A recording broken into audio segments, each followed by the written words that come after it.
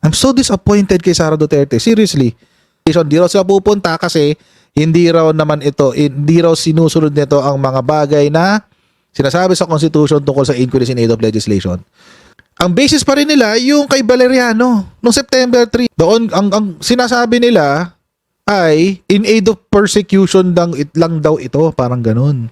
Huy, move on na kayo. Seryoso na yung mga allegation sa inyo, Sara Duterte. Bistado na kayo. Maglinis naman kayo ng mga pangalan nyo. Ay, hindi to germane? Wait lang. Sino ba nakapirma dyan? Kaninang pangalan ba yan? Oh, inyo lahat yan eh. Office of the Vice President, oh. Oh, tigas na mga mukha nyo. Hindi kami haharap, sabi niya. Hindi kami haharap. Walang haharap, sabi. Tingnan mga duwag eh. Matapang lang pala sa salita to si Sara Duterte. I think there is already a cause for impeachment.